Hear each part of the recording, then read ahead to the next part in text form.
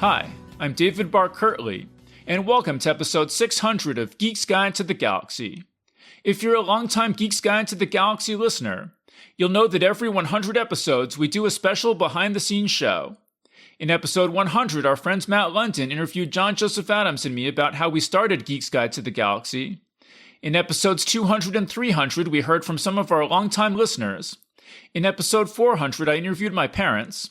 In episode 500, we celebrated the release of my short story collection, Save Me Please and Other Stories. And now in episode 600, I'll be interviewing my wife, Steph Grossman. Her short fiction appears in Joyland, Salamander, and Craft, and her articles on books and pop culture have appeared in Bookish, The Master's Review, and Paste. She's the co-host of the Basement Girls Horror Podcast, and she teaches English and creative writing at Texas State University. And now here's her interview with Steph Grossman. All right, so we're here with Steph Grossman. Welcome to the show. Thanks for having me back. Okay, so I was just looking over your bibliography, and I noticed that you've written articles about Harry Potter, Goosebumps, and Stephen King. So would it be fair to say that those were some of your formative influences? I mean, there are definitely some of them. I feel like whenever someone sits down to write nonfiction in particular, you really have to go with the things that interest you. And so, yeah, in my case, you know, Harry Potter was something I grew up with. It was definitely, it wasn't the first book series I read, but it was definitely the book series that I think made me a true reader. And then sort of later on, you know, I started getting into Stephen King. And then I think with Stephen King, the essay you're referencing is about how I read his book on writing when I was 16 and started going through what I like to call writer puberty, because I feel like, you know, we don't always go through writer puberty during normal puberty. Sometimes it's, you know, early. Sometimes it's later in life. I know people that have gone through their writer puberty when they're like 40 or something, you know? So Stephen King was a sort of more teenage influence for me. And then, what was the third? And then, yeah, sorry. I was like, what was the other one I wrote about? So yeah, with Goosebumps, that was also an early influence. I mean, you know, for me, I really always enjoyed anything horror related, but almost more on the cozy horror side of things, which I think now I know as like gothic. At least that's how I have come to interpret it now. But I think back when I was younger, it was like, you know, anything that was horror, but like horror for kids was something that I was really always drawn to. And so, you know, I have fond memories of going to Pathmark. So I don't know if some listeners might know Pathmark, but it was a series or a chain of grocery stores that used to have VHS rentals there too. So, you know, you could go in and it was like a Blockbuster, but then also you could buy like cereal and stuff, and pizza. And anyway, so my grandma used to take us there. And so I would sort of rent like the only 5 different Goosebump episodes of the Goosebumps TV show that they had there, because they only had like The Haunted Mask and like A Night in Terror Tower and maybe Night of the Living Dummy 2 and 3, but then that was about it. And so I just sort of on rotation was renting those, and then just would be watching them at my grandma's house, where I spent a lot of time when I was younger. You know, we often my brother and cousin and I often did sleepovers there, and you know, scary movie nights and things like that. So yeah, those are some definitely early influences for me, you know, in addition to coming across scary stuff in like the library. Like I did some William Sleater reading as well when I was Among the younger. Dolls. Yeah, Among the Dolls was one of Dave. You know this, obviously, being my husband, we have a copy of Among the Dolls in our house, but you know, that was one of the first books that I read just over and over and over again. And it was about a girl that gets sucked into her dollhouse with these dolls that she's made very mean to each other and abusive, because her she's sort of going through it because her parents are going through a divorce. So she makes all of her dolls like yell at each other and hit each other, all this stuff. And then she gets sucked into the dollhouse the next day, and they're all really mean to her and treating her like a slave because she's made them that way. So that's another big one for me as well. Yeah, well, let me just give people the titles of some of these articles if they want to check them out. So you have an article called The Best Goosebumps TV Show Episodes Streaming on Netflix. You have an article called Why I Spent My Summer Dressed Like Hermione Granger. And then Rereading Stephen King on the Eve of My MFA. So people should definitely go check all those out. And also, I mean, if you go back, Steph's first appearance ever on Geek's Guide to the Galaxy was back in episode 259, our episode on live action role playing. So why don't you say, Steph, if anyone missed that episode, why did you appear in an episode on live action role playing? Yeah, so I've only ever done one live action role play, which then got me an essay out of it, and then also got me onto Geek's Guide to talk about it. But I was drawn to it because I had never done a LARP before, but I had heard about a Harry Potter themed one that was taking place in Poland, like in an old castle in Poland, and it was going to be like Hogwarts and all this stuff. And so there was a period of time on, Facebook where I just like saw ads for that and memes for it like constantly. And at a certain point I was like, this just looks so cool. I wish that I could go to that. And then I found out about one that was running in the US that that people that had gone to the one in Poland had, started or decided to do a run of in the US. And so they'd raised like $300,000 for it, like all of that. And I decided to go to it, and it was a really cool experience. I had told some coworkers about it when I was working at JSTOR, the research database some people might know, especially in academia. So when I worked there was a ton of geeky people that worked there as well. And so like I, 4 other coworkers and I went to this LARP together.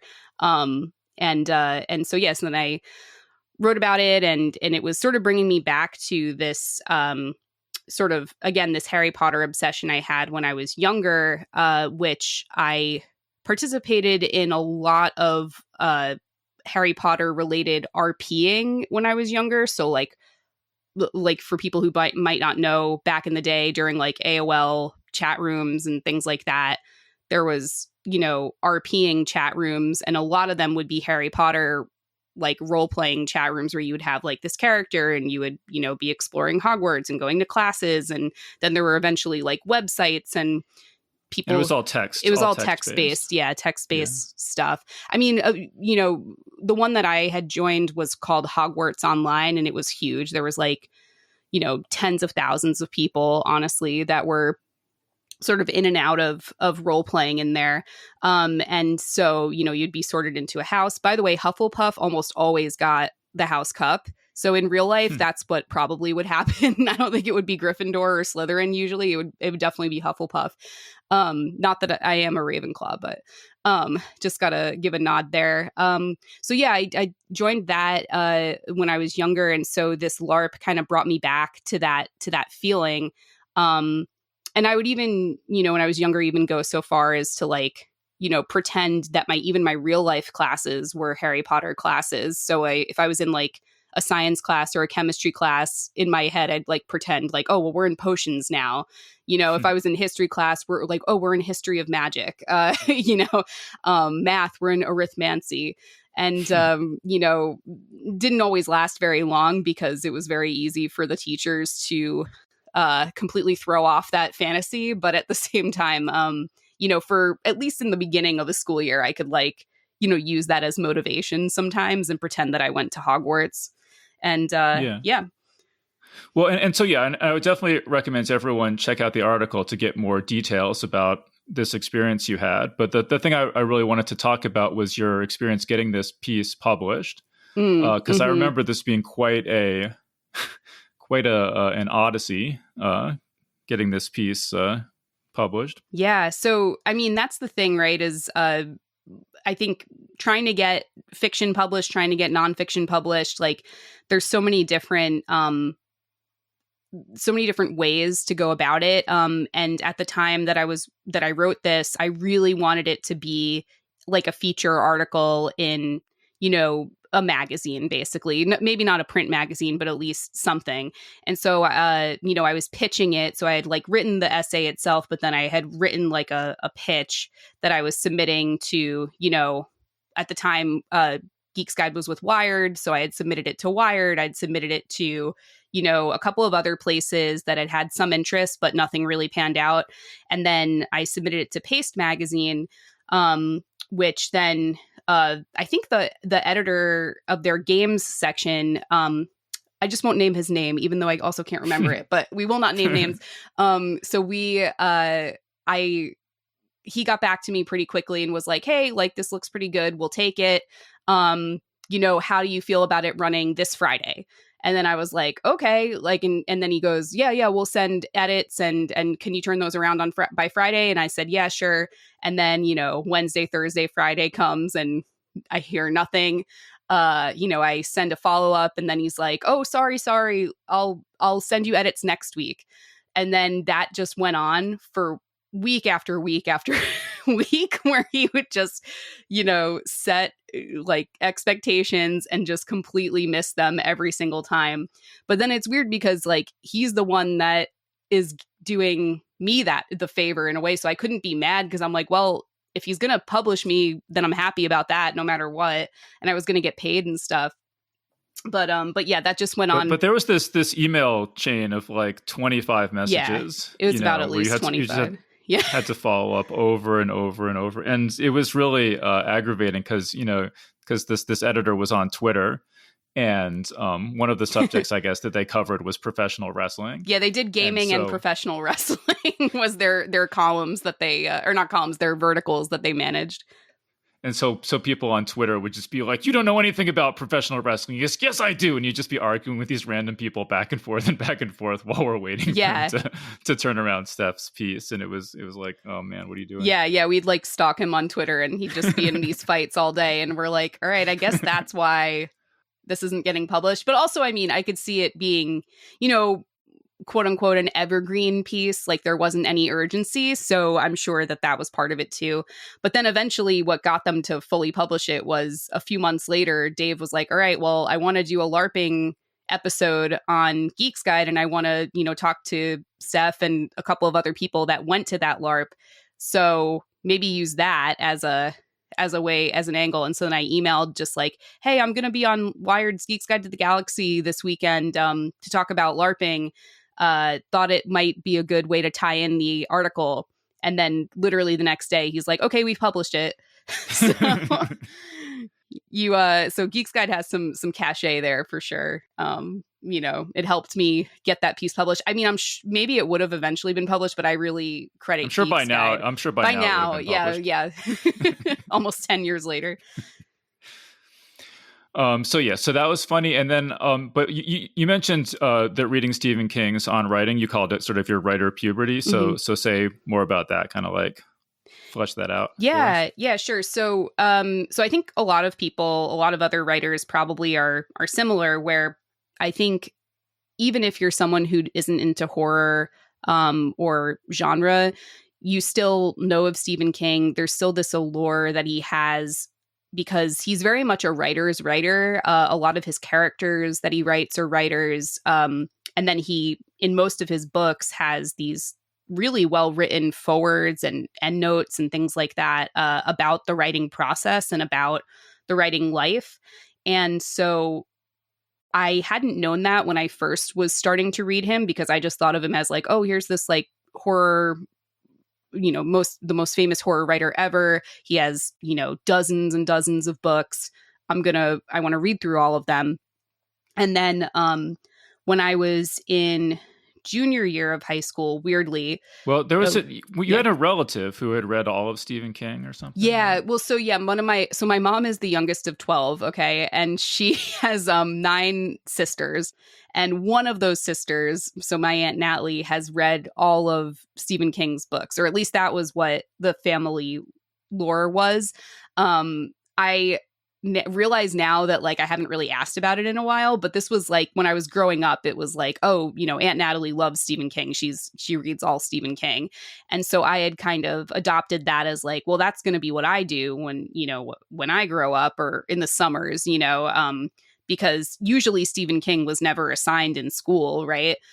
So I essentially was like trying to work on that in the summers, sort of growing up. And then eventually, when I was in junior year of high school, one of my teachers assigned us Rita Hayworth and the Shawshank Redemption from his novella collection, Different Seasons.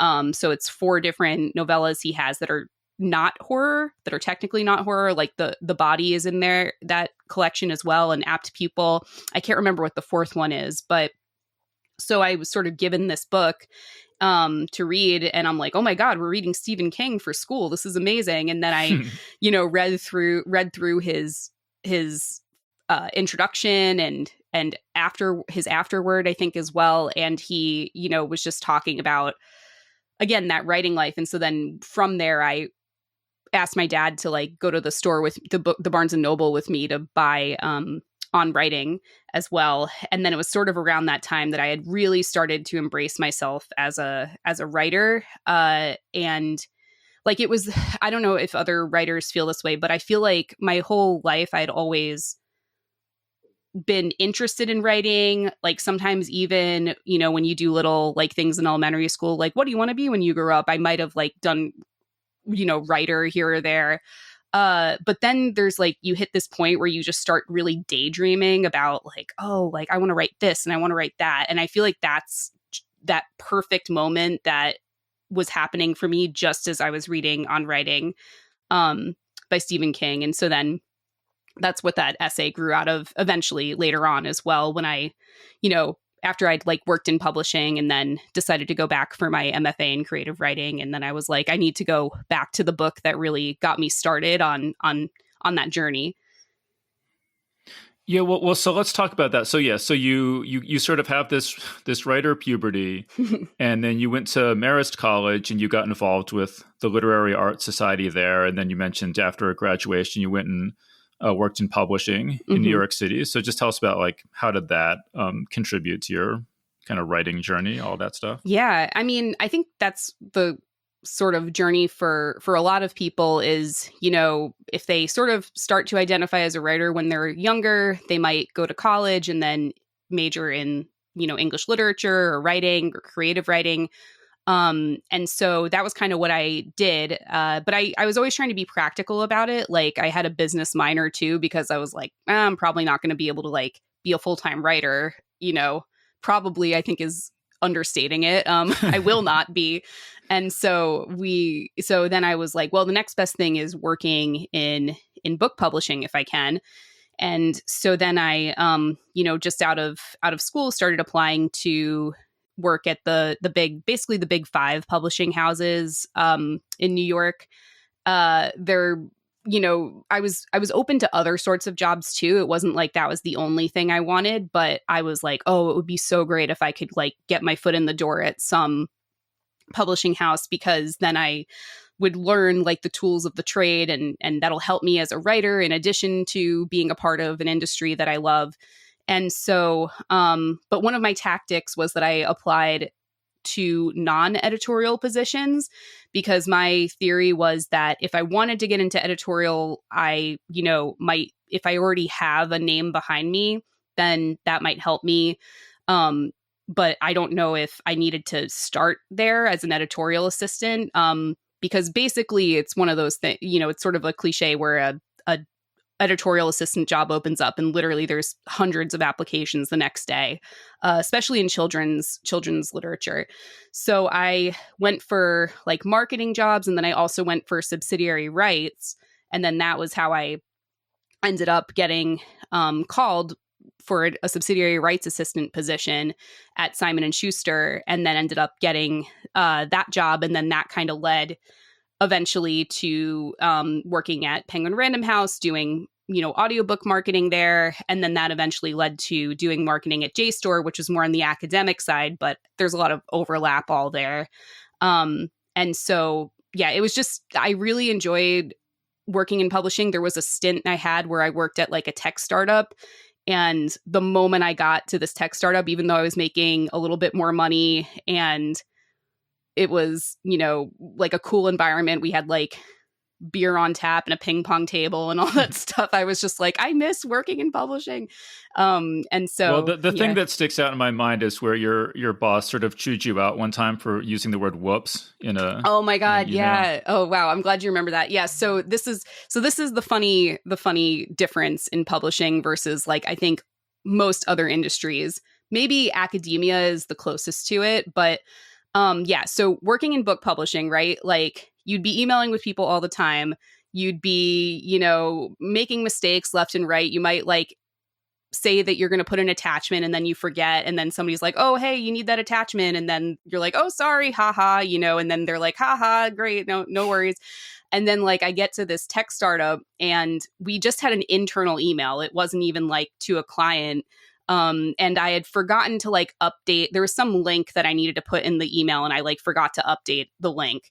And so it was a small company. So all of us were on this chain. And then somebody had replied all being like, oh, hey, you meant to update this link. And then I went, oh, thanks for that. Whoops. Or sorry. Oh, whoops. Thanks for that. Sorry. Ha.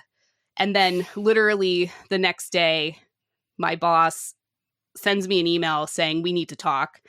And so we go into a conference room and he's like, I'm just a little nervous that you think that whoops is a professional way to speak. We don't do that. Like whoops is not professional, professional thing to say. And I was like, oh my God, this is so different from publishing, you know? Again, that would have been, you know, a whoops and a smiley face is like completely normal in publishing. So I think it shows the difference in the types of people that are in the industries or that are in that industry as well. Yeah. Well, and then ultimately you ended up at JSTOR, which I felt like was like a party. I mean, I felt like you loved going to work. You were like just like hanging out with people all day and hanging out after work and everything and just having a great time. Yeah, it was really weird. I mean, at least in the marketing department at JSTOR, pretty much everyone there had like an MFA in creative writing or an MFA in, you know, art or digital art. And so all of us were just kind of, you know, we were doing our jobs, but we had a lot of fun in the meantime too. And one of my coworkers, for example, was Amy Shern, who has gone on to be a pretty successful, you know, novelist. I mean, at the time she had some novels too, but she's been really, really getting a lot of attention lately. And she, at the time, was also one of the editors for Joyland.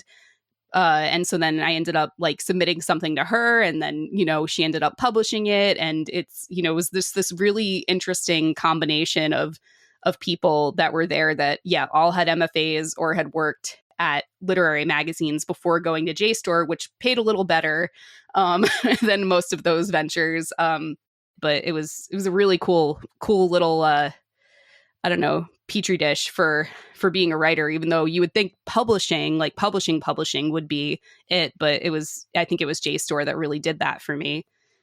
Yeah, well, and if anyone listening wants to follow in Stephanie's footsteps in the publishing world in New York City, she did a presentation at Marist, which is you can actually watch on YouTube. It's called "How to Get a Job as an English Major."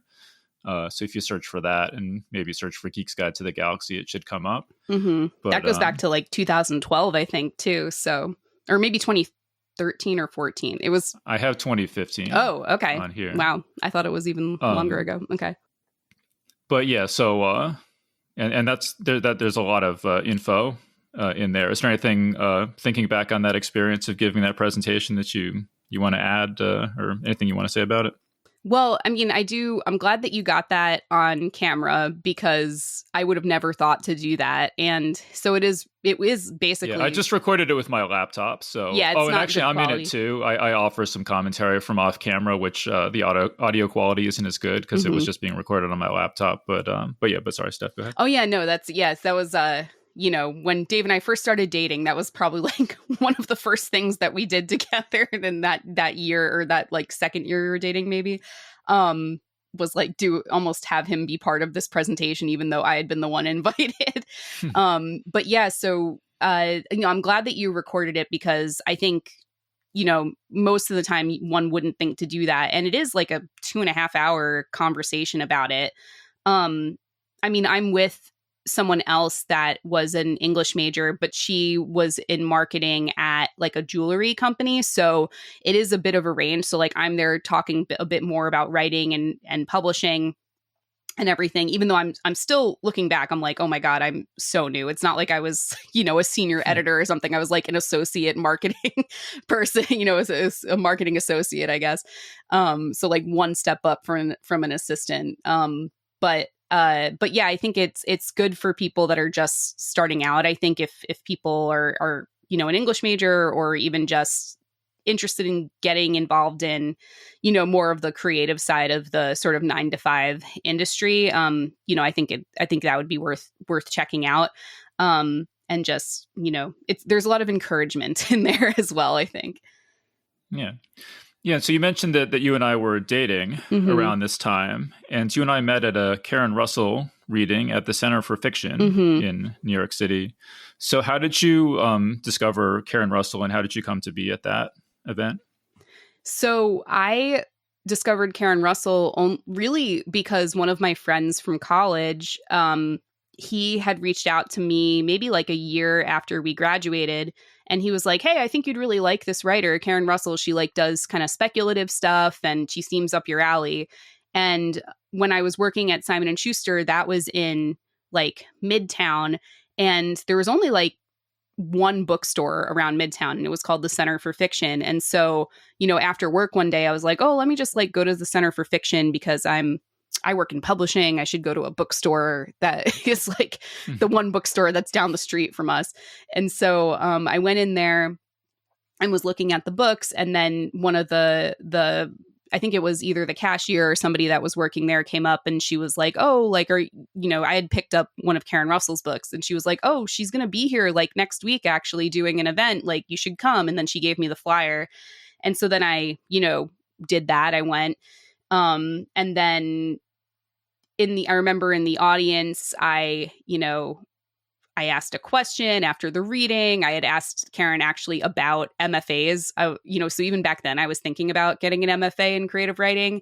And I remember her answer was like, ooh, you better take that one. Like she said that to the other person she was talking to, who now I forget her name. I forget who it was that she was with. But she gave that question to the other person that she was in conversation with first. But then she ended up talking about it. And she was basically like, don't go into debt for an MFA. That's not worth it. But otherwise it's, it's a really good time. And she felt that her experience, I believe it was at Columbia, was valuable. She didn't mention that Columbia itself is really expensive though, compared to a lot of other MFAs, especially. Anyway, so she talked about that. And then, afterward I was like, all right, I'm done. I should go on the train. It's already 9:00. I had like a 2-hour commute home because I was still living with my parents in Rockland County. And so then I like walked out of the bookstore, and then I sort of halfway to the train station, I was just like, I feel like I'm missing something. I think I left too early. And so then I turned around and went back. Karen was doing, a signing. So a signing of her books. At the time, her collection, Vampires in the Lemon Grove, hadn't come out yet, but that was what she had read from. But she was doing signings of Swamplandia, which had come out that year. And then, St. Lucy's Home for Girls Raised by Wolves, which was the original book of hers, the first book of hers that I read. And I got in line. I was like, great, I would have missed her signing my book. So then I got in line and then bumped into the guy in front of me. And he was like, oh, sorry, did I cut you? And I was like, nope. And then we started talking and it was Dave. So that was kind of the genesis. Like if it wasn't for my friend if it wasn't for my friend telling me about Karen Russell, I don't think I would have met Dave.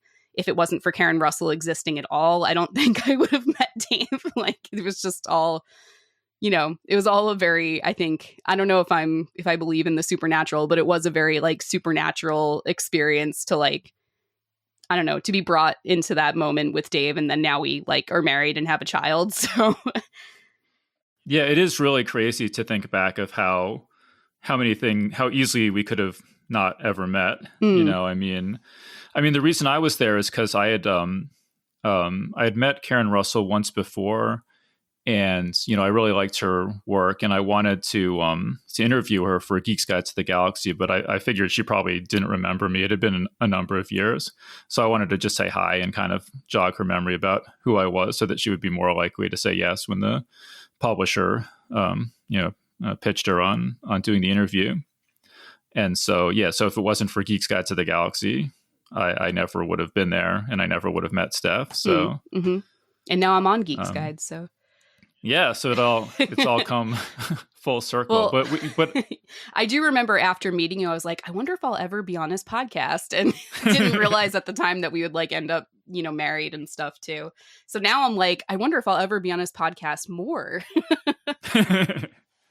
But we did definitely I remember I asked you, like, oh, who are some of your favorite writers? And you said, you listed a couple, and you said, and Stephen King. You're like, I don't know if it's okay to admit that here in this like literary venue. And I was like, oh yeah, it's it was your secret's safe with me, basically. Little did I know that I should have known this, but I think I didn't realize that Karen Russell is like one of the least snobby people ever, and so like it would have absolutely been totally fine to mention Stephen King in front of her, because I didn't know it at the time, but he's one of her favorite writers too. So and eventually I did get to know Karen. I mean, I don't know her very well, but eventually I did get to know Karen Russell through my MFA at Texas State, which was another weird, like, supernatural thing that happened where I didn't even realize that she was going to be,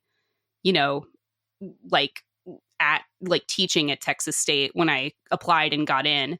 So she also, I think, brought us here to the Austin area, which we love. Yeah.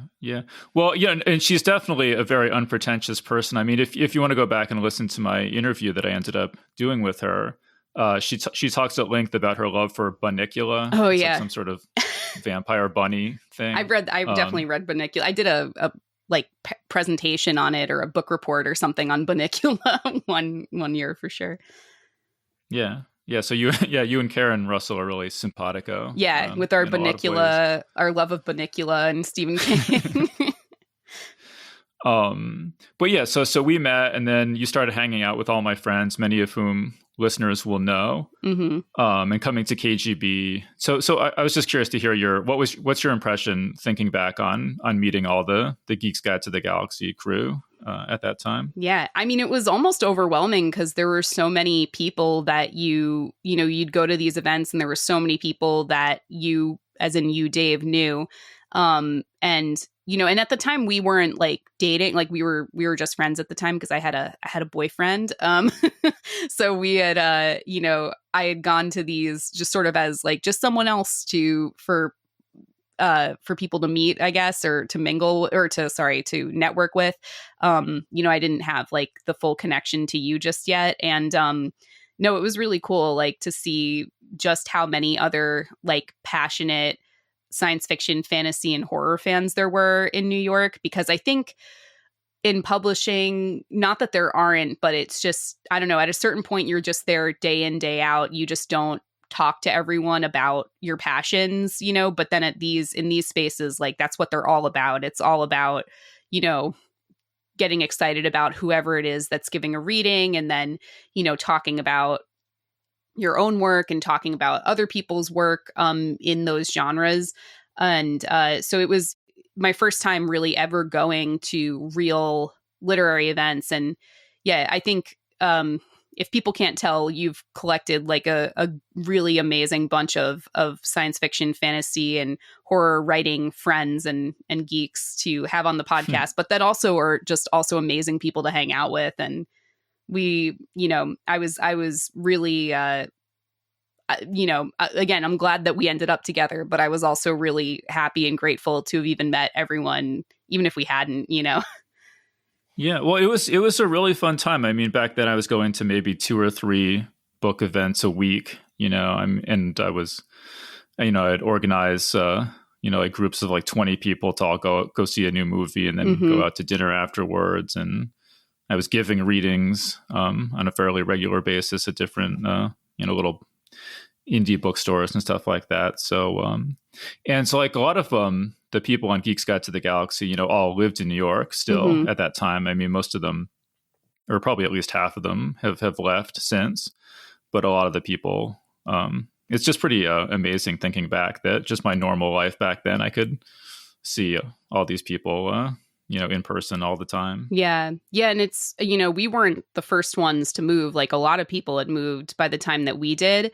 So, I think it was just the perfect timing in our lives, in our like 20s and 30s, basically, to like be there. I think that's what, that's the saying, right? If you can make it in New York, you can make it anywhere. I think a lot of New York has a lot to offer in terms of just a lot of life-changing opportunities and friendships that you can make and stuff. But, you can at least take those with you if you go elsewhere that's a little bit less expensive sometimes. And a slower pace. Yeah. Well, that's the thing, is that because it's so expensive, it's a place that a lot of people end up moving away from, So I certainly experienced that growing up outside New York City. A lot of my best friends would just move away because, usually to Florida. There's a big New York to Florida pipeline. Yeah. And even by the time I think that I met you, John Joseph Adams had already moved away and robbed land and stuff. So, that's just sad fact of life in New York. But it was cool. And so then, so you mentioned that you got an MFA. So tell us a little bit more about that. Yeah. Well, that's been a very big part of my life, and by extension, your life, the last few years. So we, eventually like I said, when I was working at JSTOR, and since like every other person that worked there had their MFA in creative writing, I started really thinking about it. I was like, all right, I was about 29 at the time and it was about to turn 30. And I'm like, well, when else in my life am I going to be able to really take some time off and really devote time like that to writing? And I had joined on Facebook. There's this group called MFA Draft, and they sort of make a new Facebook group every single year. But there's a couple of people that run it, and they're very dedicated to running this because they want to make sure that people know that Columbia and the New School and NYU are not the only like MFA options. That obviously there's Iowa Writers Workshop, but there's also like almost at least 100 other MFA programs throughout the country. And a good chunk of them, I'd say at least 50 of those 100 are fully funded in some capacity. So that means that you're not, like Karen Russell said not to do, you're not going into debt when you go to some of these MFA programs. And unfortunately, that means that they're very competitive. So you often have to apply to a whole bunch at once and sort of just see what happens, because it's very much based on the work. And to apply multiple years. And apply multiple years usually, yeah. So like in my case, I was like, I don't know if I didn't want to have to do multiple years of applying. I would if I needed to, but I applied to like 20 schools that year because I wanted to be sure that I was, putting all, or what's it called? Like playing all my cards basically. And so, and playing the numbers game. And so luckily I ended up with just one fully funded offer, which was at Texas State. And then that's what brought us to the Austin area. And then, well, and let me add, if people want more details, they should check out episode 365 of Geek's Guide to the Galaxy, where Steph appeared along with Chandler Klang-Smith and John Kessel. The title of the episode is "Do Science Fiction Writers Need MFA Degrees?" So if you're interested in that subject, there's a lot of info in that episode. And the conclusion is that science fiction, specifically science fiction writers, do not necessarily need one. Nobody needs one, but especially somebody that's writing in the genre, like they might be better off going to something like Clarion or Odyssey or some of these sort of longer writing workshops, but that are maybe not a degree, just depending on the sort of genre fiction that you write. But at the same time, MFAs have been increasingly just, not hostile toward speculative work at all. And so that's also what that episode covers. And it was a good time. I really enjoyed being on with John and Chandler. Yeah, well, you actually put together a blog post called MFA Programs That Are Chill with Speculative Fiction. Yeah. So I haven't updated it in a while, but I was like, being in that MFA draft, it almost felt like almost every other week somebody would post being like, are there any MFAs that are okay with speculative fiction? And then like sort of the same people would just post like, yes, this one, and so then I was like, oh, well, let me just like grab all this info. But I wanted it to be specifically not just what people have heard, but also like places that had accepted someone who had written speculative fiction in their application, because it's one thing to like get into IO Writers Workshop with like a very, very beautifully written piece of realism, slice of life, and then do speculative fiction and be like, oh yeah, everyone was fine with it, but like you didn't actually get in with it. So how do you really know if they would have fully been fine with it? And so I had made basically all of the programs, which are at this point it's unwieldy. And the last time I updated it was in 2021. And partly it's because there's just so many programs out there that have indeed accepted people with speculative fiction samples that they sent them.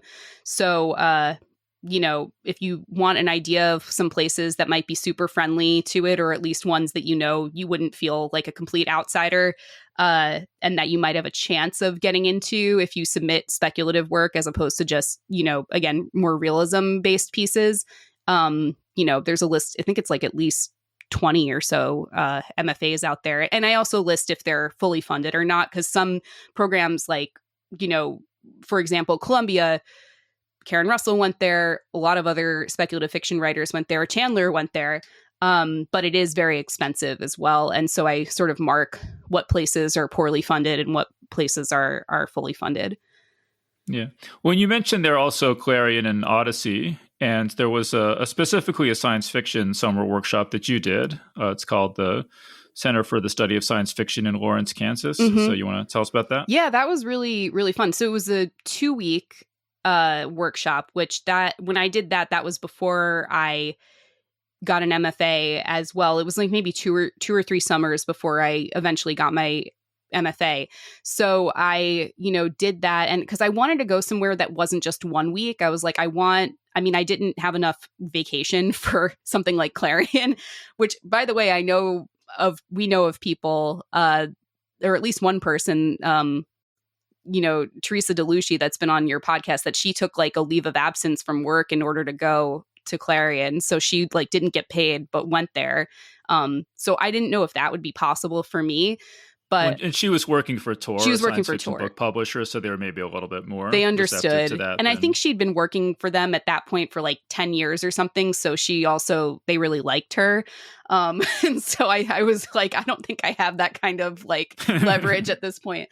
So I went for that, and that was really nice. It was we went to it was in Lawrence, Kansas, so at University of Kansas, and we stayed in the dorms, and it was 2 weeks of workshopping and reading other people's work, but then it also just felt like summer camp almost, because you're all eating at the same time, you're all hanging out watching movies together, you're like doing other activities and field trips together, and not just doing workshopping, but and then there were a couple of different like guest authors there. So like Pat Cadigan came, and she'd read I wrote like 2 stories for that workshop, and then she read one of them, and gave some really great feedback. James Gunn was also a guest there. This was prior to his death, so this was a couple years before he died, and he was much older at that point. He used to run that workshop, and then Chris McKitterick. I think it's just necessary to add, this is not James Gunn, the film director. This is a different James Gunn. Yeah, very. I'm sure of all the audiences, I think your audience might at least know that the difference between the 2 James Gunns, possibly. but yeah, so James Gunn, you went to it actually when he was running it, right? Yeah. I went, I think around 2003 or so, 2004, sometime in there. So mm-hmm. Yeah. And so I had gone in 2017. So in that time, Chris McKitterick and Kij Johnson had taken over running it, and once James Gunn retired. And James Gunn, he had started the Center for the Center for the Study of Science Fiction at the University of Kansas, and he was, I mean, even back then he was in his 80s, I think, but just incredibly, like handsome and well dressed and debonair and charming, and really, really a model for how you want to age. Yeah, for sure. I think when I had met him, he was in his 90s, and I wouldn't have thought he was in his 90s for sure. So, no, definitely an icon for sure. Yeah. And so it's interesting, though, that you ended up in Lawrence, Kansas, because a significant piece of fiction in your oeuvre is called Stull. So do you want to explain about the connection between Stull and Lawrence, Kansas? Yeah. So this goes back to an internship that I had when I was in college, actually. So I should start there. And I think maybe I should just tell the Fox News story, huh? It's up to you. All right, I'll do it. But please, no one hate me, because this was 2009 Fox News. So a little bit of a different situation. So basically, my family are all Trump voters. My dad in particular, was the only one in my family that had any connections whatsoever to anyone. Everyone else just works for my dad. So basically he got me a connection. Well, why don't you explain, Steph, that you were the first person in your family to go to college? Your dad does a heating and air conditioning company. Yeah. So I was a first generation college student. Not the first in my extended family to go to college, but within my immediate family. Yes. My dad actually dropped out of high school because that just was not his thing, even though he's super smart, but he just always, wanted to be more hands-on, I think. And, school was not that. And so then he had dropped out and gotten his his I forget what it would be called, but GED. He didn't even get his GED. He just went on straight to to get or to trade school, I should say. Because back then you didn't even need a GED to go to trade school. This was the 70s. So, and so, with his leather jacket and everything, he went to trade school, and then he got a heating and air conditioning and plumbing license. And then he sort of, through people he knew, was able to get involved in the business. And then eventually he started his own business. And then in that time he had met my mom, and my mom hadn't gone away to school. When I was younger, she did try to do night classes at Rockland Community College, but she only got halfway through that because then it was very hard to find childcare. And the one babysitter that she could find, my brother and I hated. And so she had to drop out because we didn't like Jackie. So sorry, Jackie, if you're listening. Yeah, sorry, Jackie. She was an asshole, though. I mean, sorry, this might be a tangent. But yeah, I have a very vivid memory of her sending me to my room because I'd been mean to my brother. And then she went to go close the door, and I was like, wait. And she's like, what? And I'm like, my nightlight, because it was nighttime and I hadn't, she hadn't turned on my nightlight. And she's like, what, are you afraid the boogeyman's going to get you? And then slammed my door shut. And after that was when my mom was like, all right, we're firing her. So, but anyway, so yeah, that led to then me being the first person to get at least an undergraduate degree, in my immediate family. And so then because of that, I was trying to get, internships at the time at publishing companies. And I'd also thought about journalism. So at news, corporations and stuff. And then my dad works with a bunch of other companies that do supply, right? So for materials for the heating and air conditioning work that he does. And so one of his suppliers was actually siblings with Roger Ailes' wife. And, Roger Ailes at the time was the president of Fox News. And so then sort of through that connection, I got my like internship in New York City, which happened to be actually across the street from Simon & Schuster. So also very like weird coincidence. And I remember walking by Simon & Schuster like every day on my like commute to Fox News being like, I hope I can be there one day. And then I weirdly was. But yeah, so I had interned there. And when I was interning there, and by the way, I should say, and you had sort of like at least bumped into in passing people like Bill O'Reilly and Megyn Kelly, right? Yeah. So kind of the way it worked is if you had an internship there, you had a sort of main department that you were in. And so in my case, I still like in a good way, it was looking back, it was probably a good decision. But I also, if I had wanted to be in marketing, I should have probably done their marketing department internship, but instead I had chosen to do their specials department internship, which was their like documentary department. So they were doing specials on like cancer and things like that. And so, but you could also sort of, while you were there, plan to have certain days where you just are on the set with other, or where you spend a day in other departments. And so there was one morning where we spent time with like Megyn Kelly's crew, and Megyn Kelly, and she was very, very nice. I have to say, she was very nice. And then there was a day where we did Bill O'Reilly's crew, and they were all completely terrified. Like we got there and all of them were like looking over their shoulders, like, okay, is he here? Is he here? And then we were talking to like the production assistant. And he had been like, all right, well, if you want to meet Bill, like he's going to probably be here soon. And then, we get there, then we wait. And then Bill arrives, and then he goes right up to the production assistant and is like, blah, blah, blah. And then the production assistant is like, well, and then he doesn't even get a word out. And then Bill O'Reilly's like, I don't need your shit today, Mark, or whatever you need. And then it was just like that the whole day, where like, because later, basically after that, the production assistant was like, maybe you could just come back at 5 when we film, And so then I was in like whatever it was, the production room, like when they were filming. And every time that the camera went off, he was just like cursing. Bill O'Reilly was just like cursing and yelling at people, and he just, we'll do it live. Yeah, we'll do it live. Thing sucks. He just says that every day. Like that's no, it was really ridiculous. Like I could not believe, like I thought it was a persona or something that he was trying to project on his show to to get ratings, obviously, and get viewers, but that's like really what he was like. So that was an interesting one.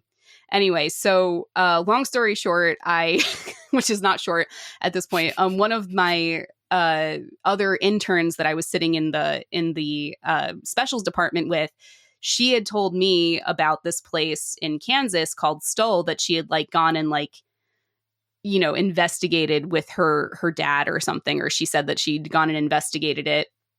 And it's this abandoned graveyard that's supposedly, haunted and has like a never ending underground staircase.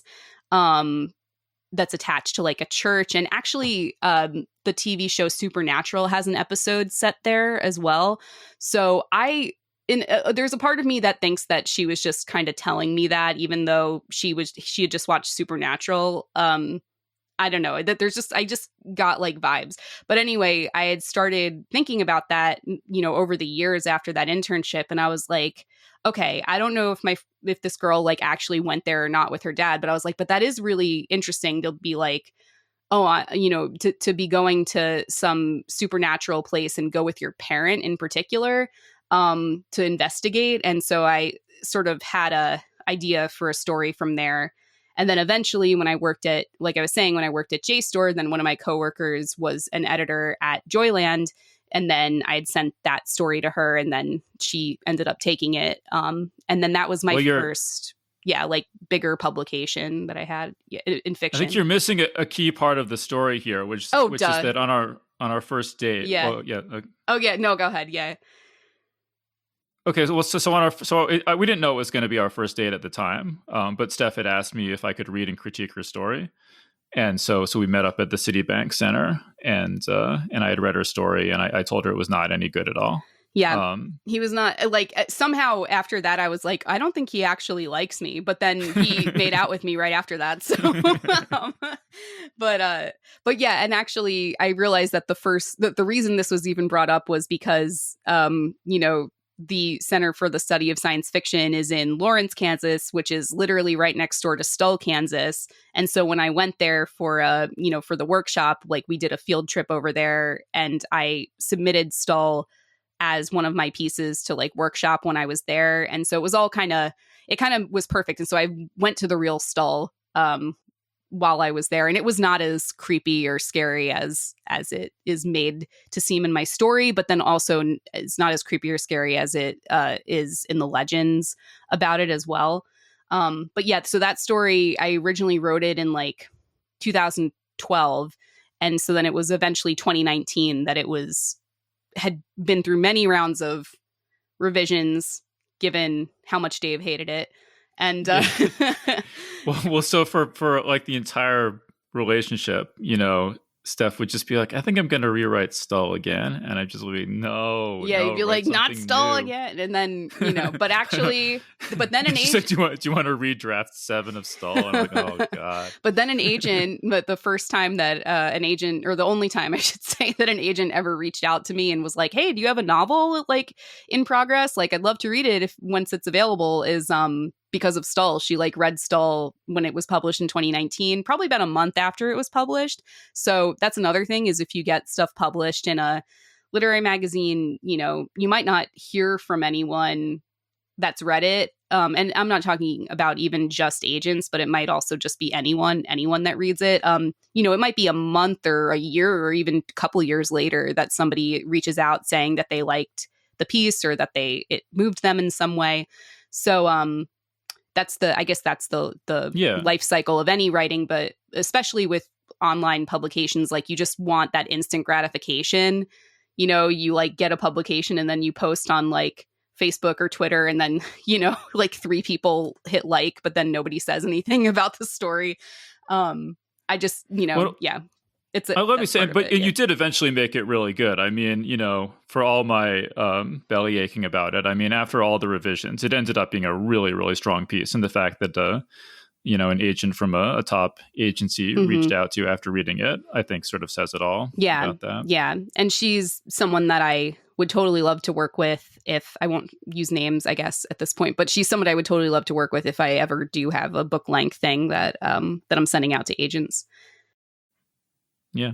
So that definitely have, and you can read them if you go to Steph's website at stephgrossman.squarespace.com. Yeah. I right? also own stephgrossman.com. I just haven't made the switch over from WordPress to Squarespace. So at the moment, I have like sort of redirect links going from stephgrossman.com, but you have to manually click the redirect.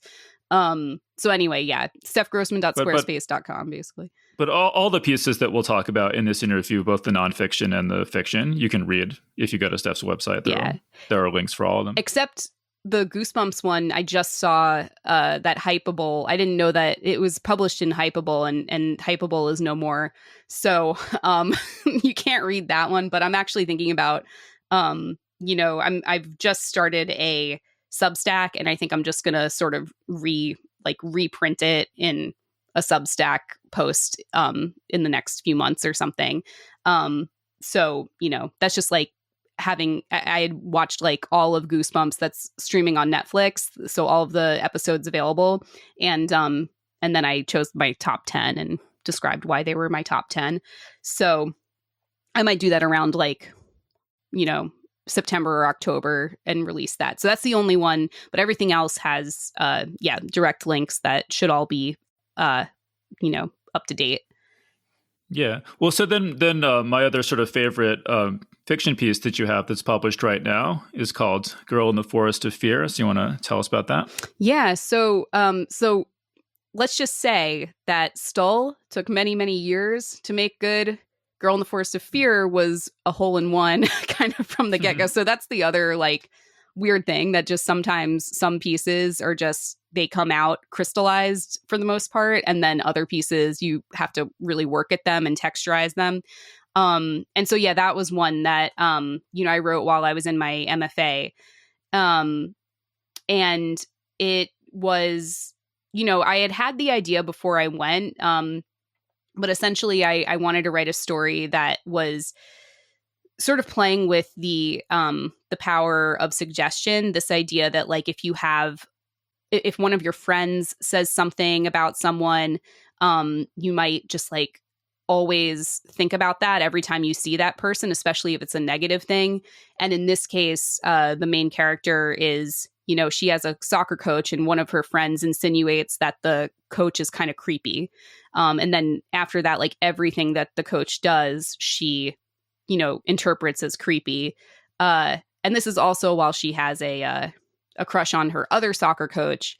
And so it was also playing with this idea of like, coming of age feeling of like, being ready for like the next step in your like in your sex life or something, but like you're not ready just yet because you're still kind of young. And so anyway, I kind of played with that. And then with that, it sort of takes place during or in a part of the journey takes place in a haunted corn maze. So so there is also always that sort of haunted element there too.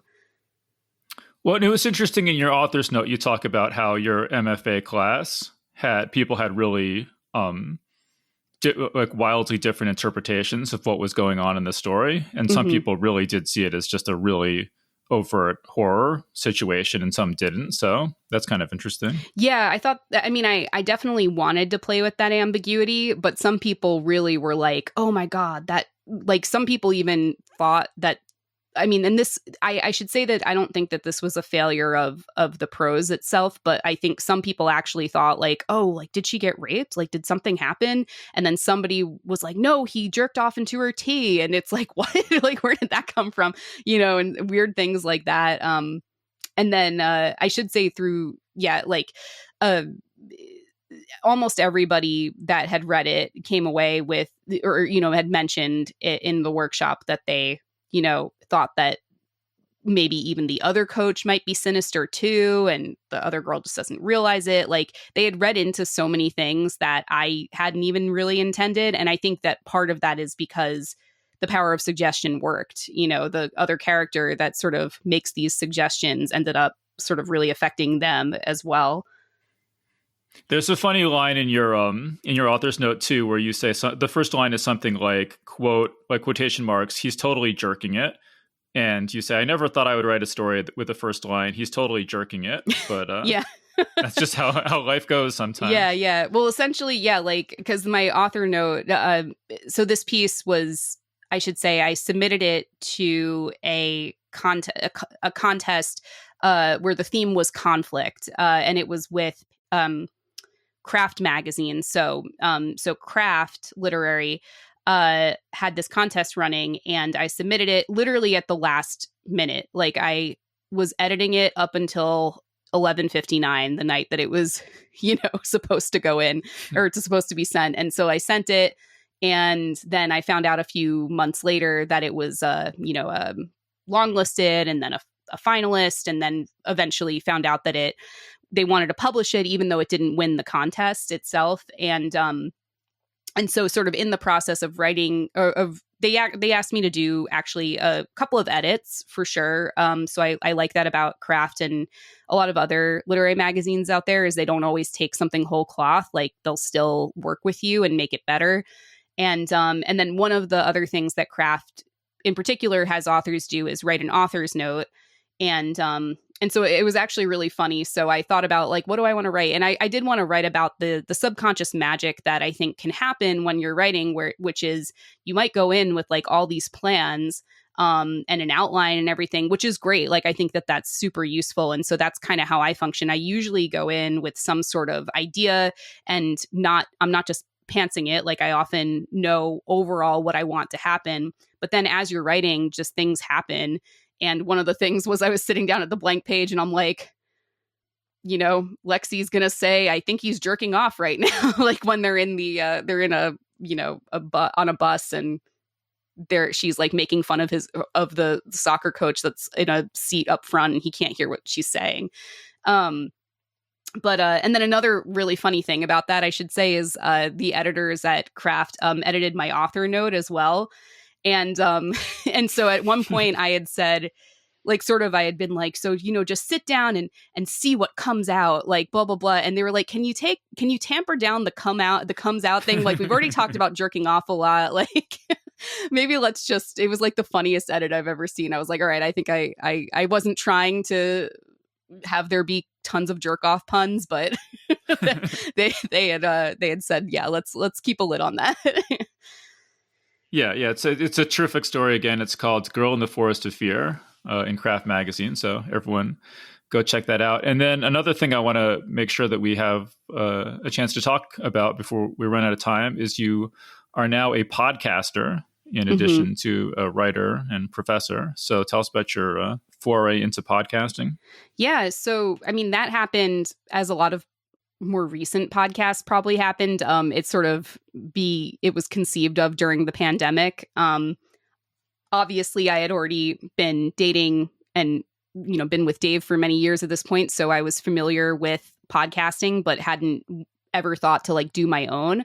But then, I'd met another very like-minded writer in my MFA program. Her name's Bianca Perez, and she is on the poetry side of things. But when I met her, like one of the first things she said to me was, I love horror movies and people always judge me for it. And I was like, oh, me too, And so then we sort of were always watching horror movies together and things like that. And she's just, an amazing person and an amazing speaker. And she, she just had what I thought would make a really good co-host for me as well. And so then we sort of talked together about like, oh, what should we do, a podcast, like a horror movie review podcast? What should we call it? Blah, blah, blah.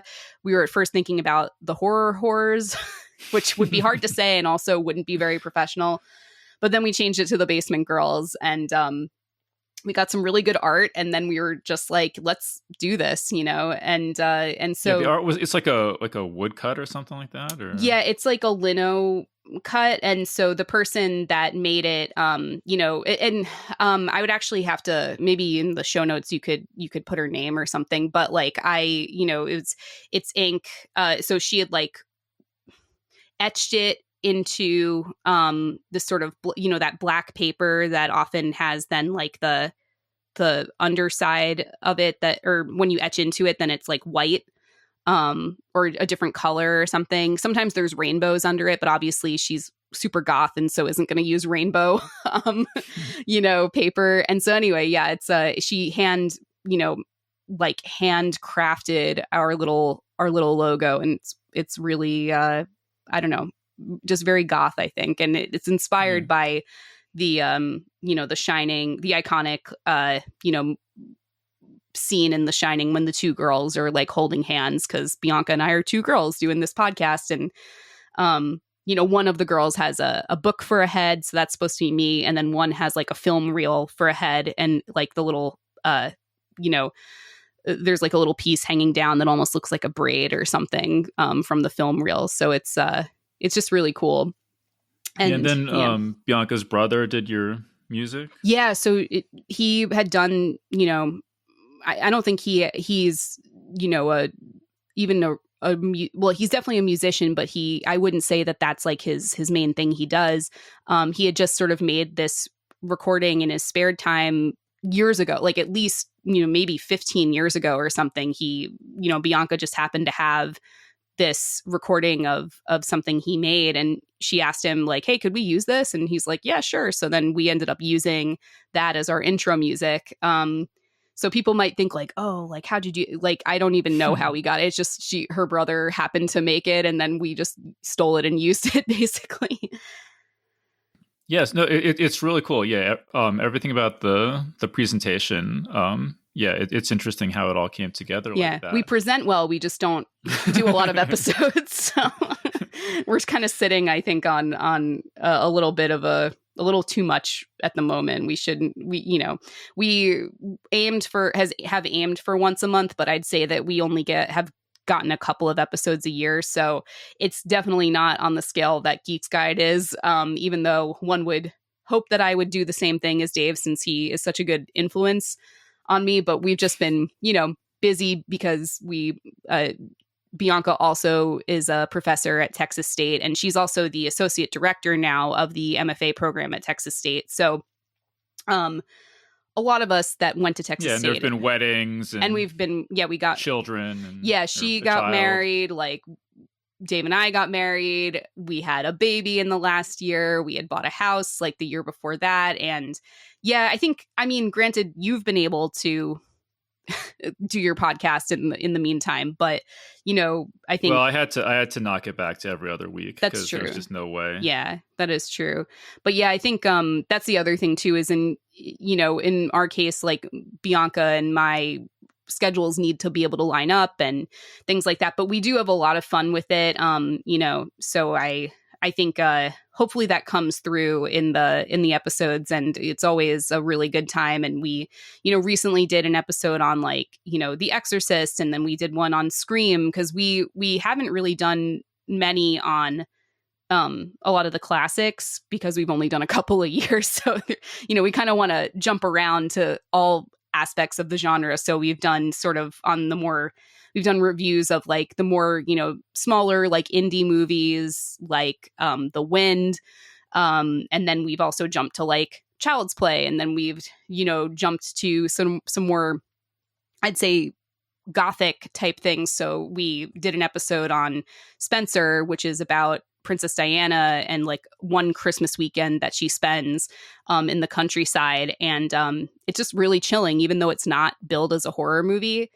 And then we also did one about, the Santa Claus as body horror, which we had a guest on because he'd written an essay. His name is Peter Counter. He'd written an essay about that.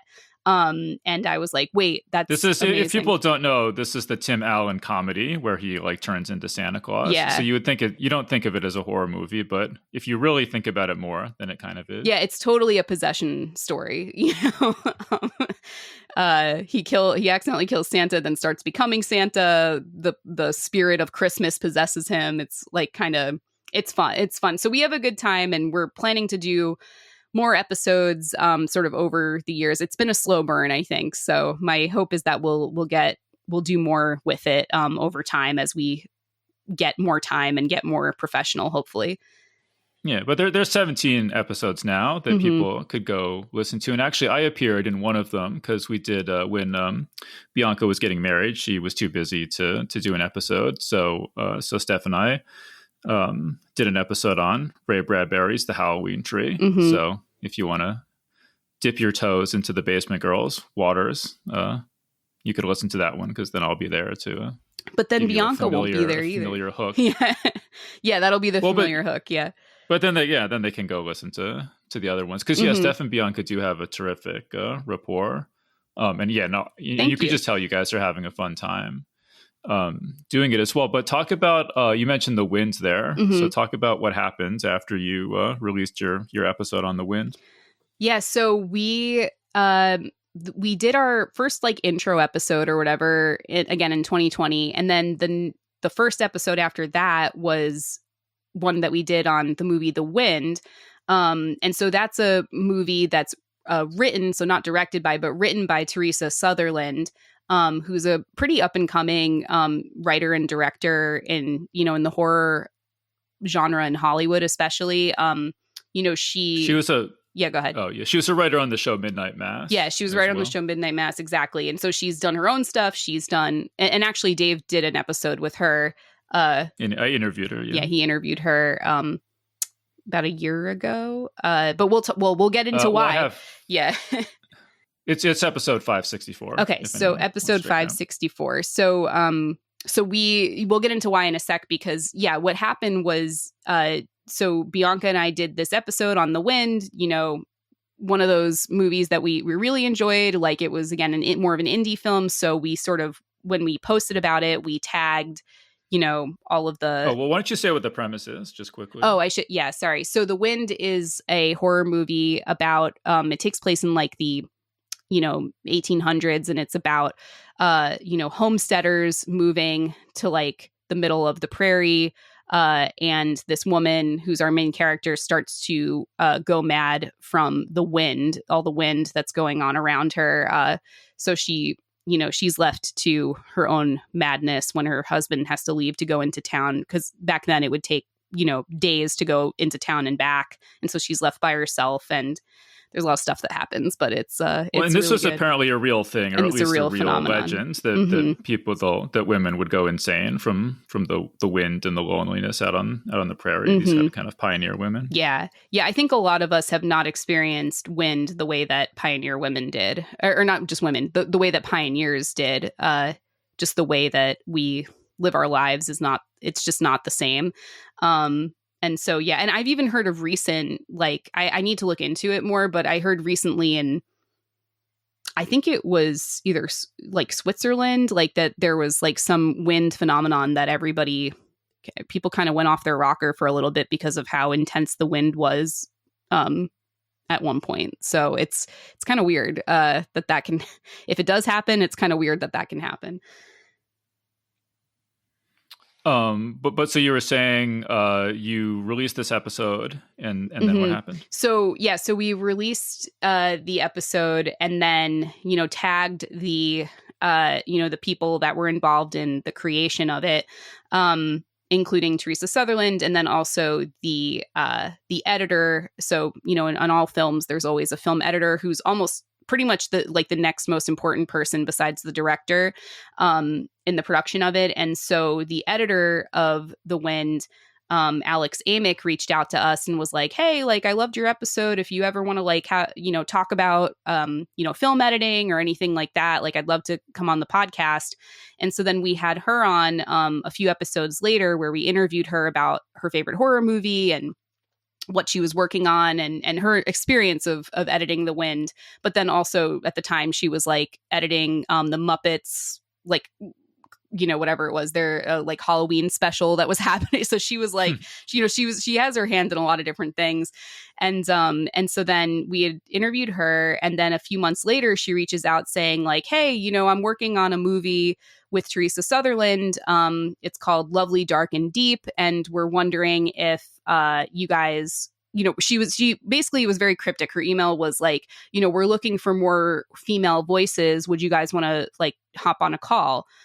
So I had showed this to Dave, and he and I both thought oh, they must be looking for quote unquote more female voices, as in more people to talk about The Wind, or not The Wind, more people to talk about Lovely, Dark and Deep, more people to add their voices to reviewing it or whatever it was.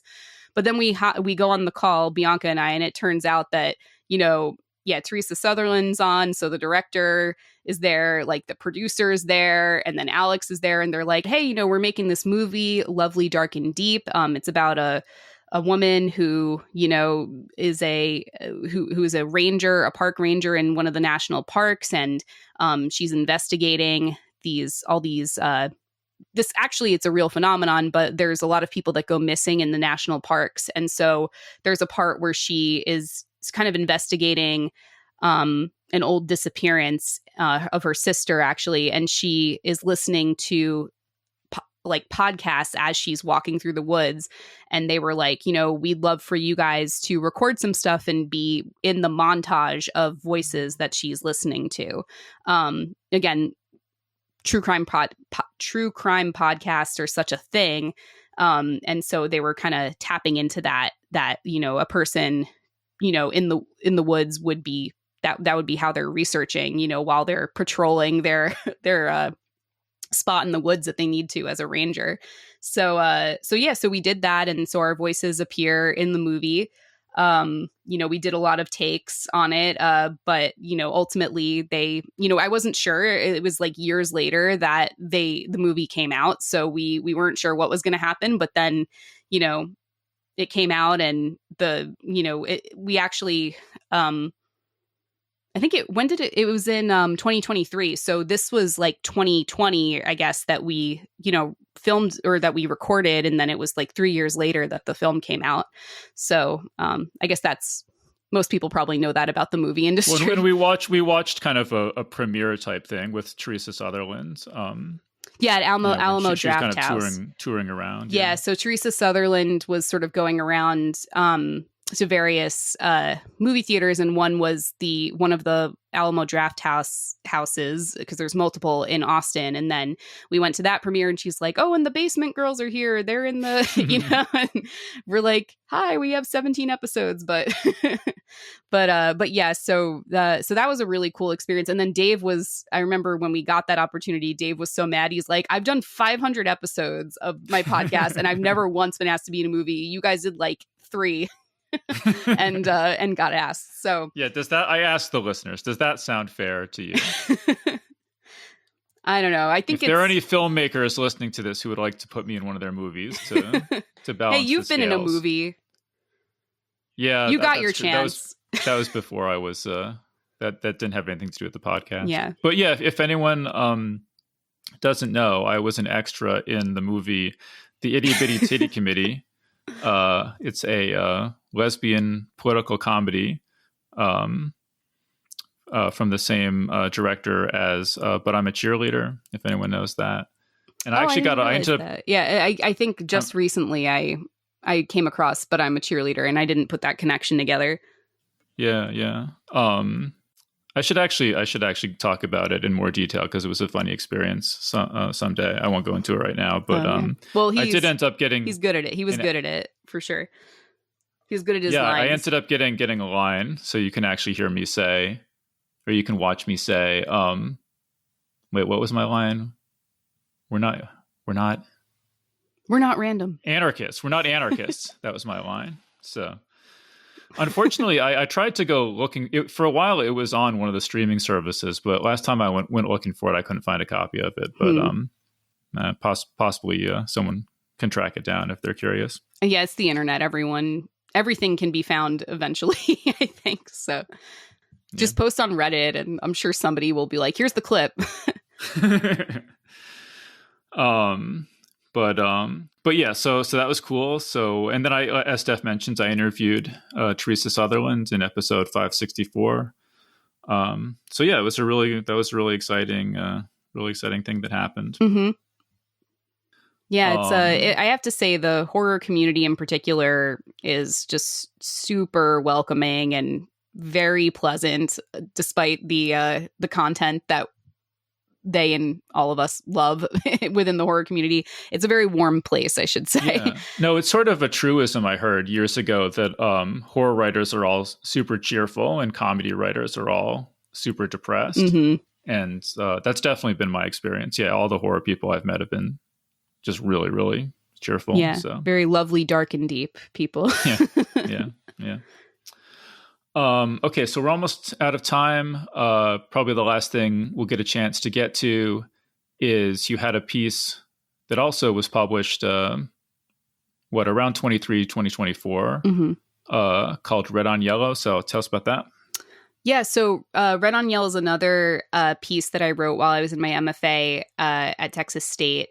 And I should say, right before I jump into that, I should say that one of the benefits I found of going to an MFA, but I think this is just something that could be recreated in real life as well. I guess in real life and in your life that's not like siloed off in an MFA is, I feel that like reading a lot of work in progress like really made me a better writer.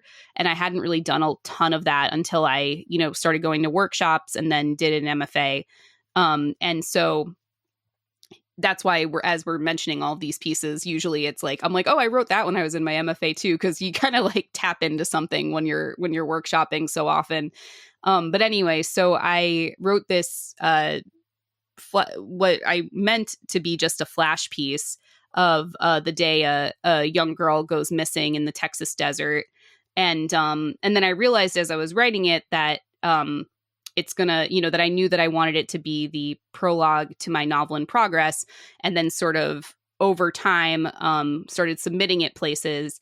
And it's called Red on Yellow because, the day that the girl goes missing, there's a, really beautiful sunset that her mother sees. And, she sees these colors and doesn't think, she thinks about that saying about poisonous snakes. Red on Yellow Kills a Fellow, about coral snakes. And so that's kind of like, I don't know if people were wondering why it's called Red on Yellow, that's the reason. But I tried it for it to be, like a more poetic, like kind of, again, gothic sort of take on this day that this girl goes missing.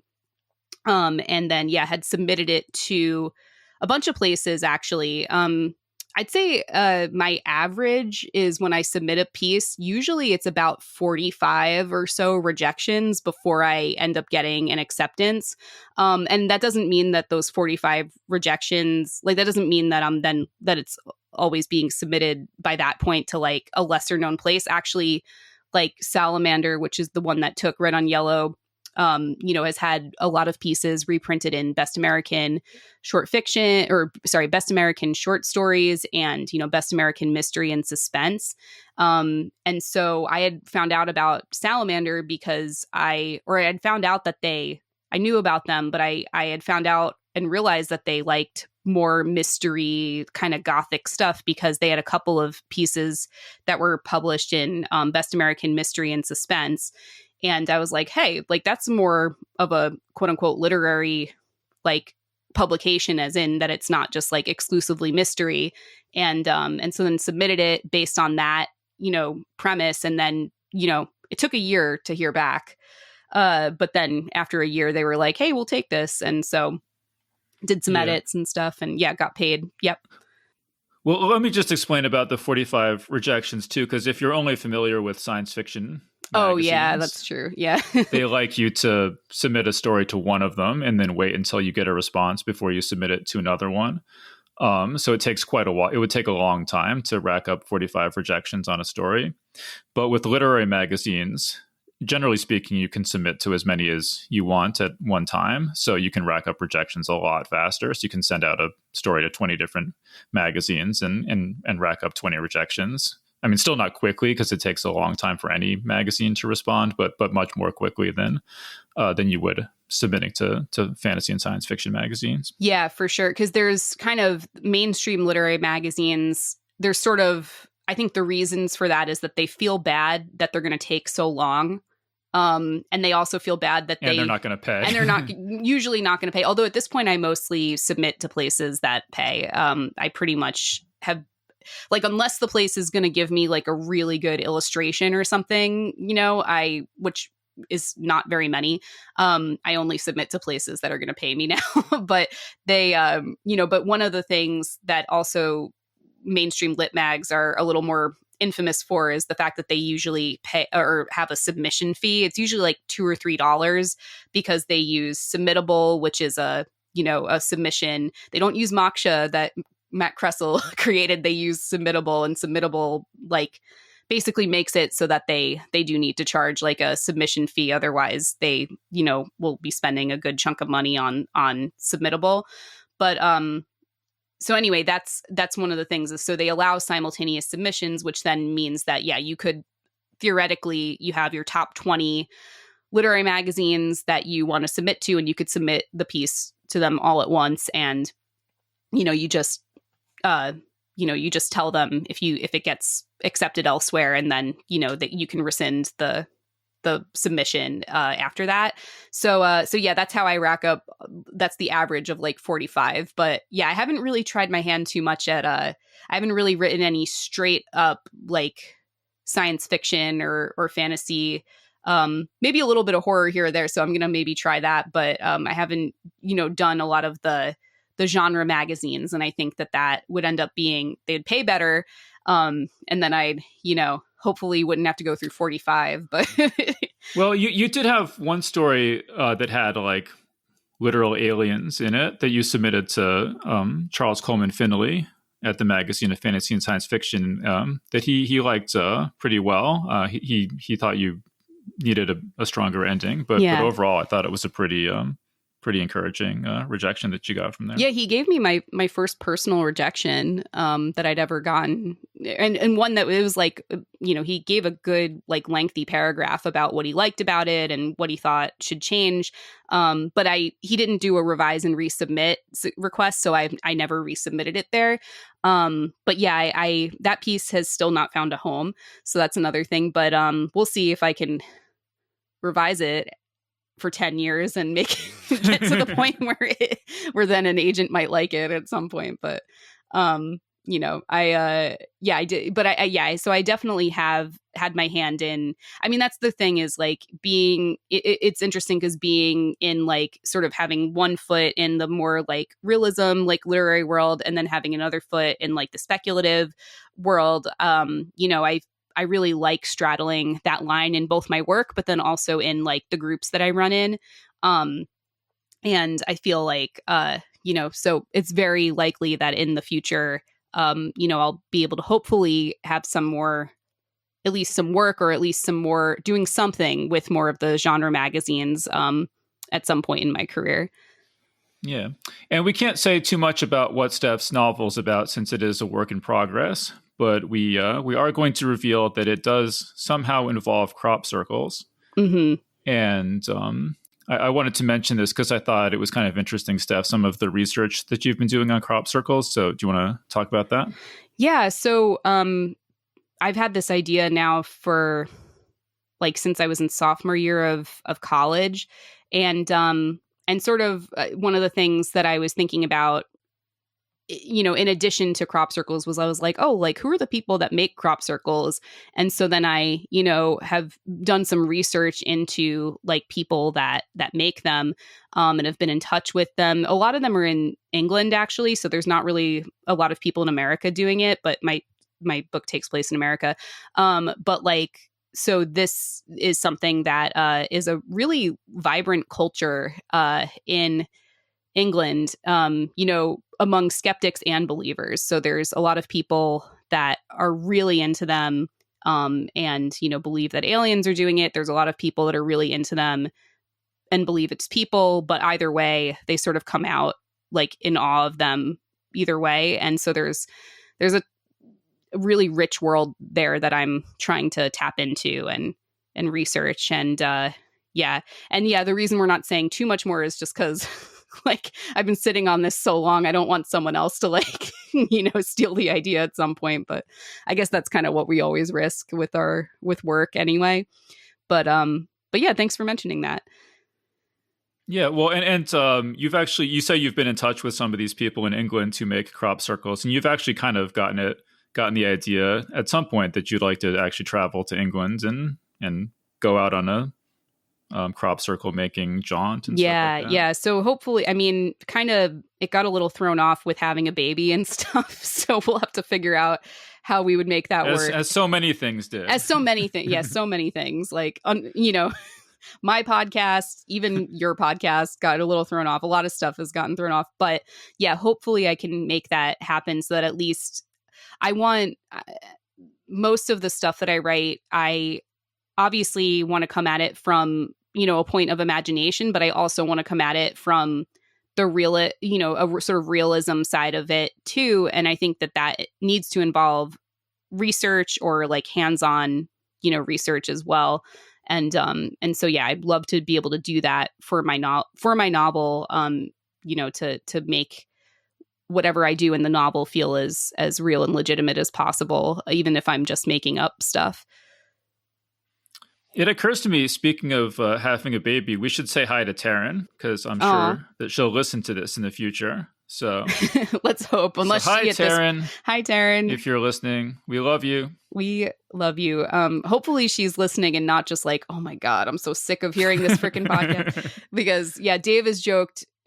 It might say something about me that I decided to still have a baby with him, but he's joked many times that our children are going to be named Podcast Slave 1 and Podcast Slave 2. And that because I need help with editing. He needs help with editing and he doesn't want to have to pay someone to do. Well, mostly it's not that you don't want to, it's that you're like, you want to be able to give them like a full-time salary and that would just not be possible right now at least. So yeah, that's I don't want to like have someone do it if they're not being fairly compensated for it, and it's a lot of work. So it's for a good reason, but then you're fine with slave work from your children though, so that's a little different, I guess. But I guess it's like doing the chores. Situational ethics, yeah. It's their chore. They don't have to do the dishes. They can edit your podcast. I mean, presumably, Taryn, I will have forced Taryn to listen to all 600 episodes of Geek's Guide to the Galaxy by the time she gets to this one. So hi, Taryn. Thanks for listening to 600 episodes of my podcast. All right, cool. But we are out of time, so we should start wrapping this up. But Steph, anything else you wanted to mention, or any final thoughts or anything? I think that's about everything. Like I said, I am trying to sort of play with starting a Substack, and that's just like stephgrossman.substack.com. So I kind of want to do it as a way to, build an email list over time, but then also to give updates on things, just especially because I think in the short fiction world, even unless I was cranking stuff out, I usually at this point only get like one or two publications a year, which I think is a good, like an overall good rate, as in it doesn't feel overwhelming. In my case, it doesn't feel overwhelming to me to write. It doesn't seem to feel overwhelming to be submitting for. And so I intend to give updates on that, but then also just like post like some fun stuff that I might not necessarily want to be submitting to magazines, like fun little like cultural commentary or essays, things like that. Often just like funny stuff I find on the internet. I kind of want to do that. One I'm planning to do is the New Yorker, the editor at the New Yorker, Deborah Treisman, I think is her name. She did a Reddit AMA, which I was like shocked. I came across it and I was like, the New Yorker is doing a Reddit AMA. And so then I read through all the answers, and there were some like really, really funny, not answers, but there were really funny questions where I was just like, is this a real question, or is this? So I took like some screenshots, and so I might like do something like that. So yeah, I'm trying to use to get on Substack, since I feel like I'm a little bit late to the party, because a lot of writers are already on there, and that's kind of replaced literary Twitter and replaced like WordPress blogs. And so my publication on there is called The Anxiety of Authorship, which was the name of my old blog back in the day on WordPress as well. So yeah, I'm going to try to do that maybe like once a month, and try to do more episodes of Basement Girls, and then also working on my novel over this next year, and then maybe have some shorter stuff come out too. And hopefully that'll be, a good little journey for the next year at least. Yeah. Well, that all sounds great. So I hope everyone has enjoyed hearing from Steph here on episode 600 of Geek's Guide to the Galaxy. Happy anniversary. So we'll wrap things up there. So we've been speaking with Steph Grossman. So Steph, thank you so much for joining us. Thanks, Dave. It was great to be here, and happy 600th anniversary to the podcast. Thank you. And that was our interview. So big thanks again to Steph Grossman for joining us on the show. Geek's Guide to the Galaxy is made possible thanks to support from listeners like you. So if you enjoy the show and want it to continue, please support us on Patreon over at patreon.com/geeks, or via PayPal over at geeksguideshow.com/crowdfunding. All right, so that was our show. So thanks everyone for listening, and we'll see you next time.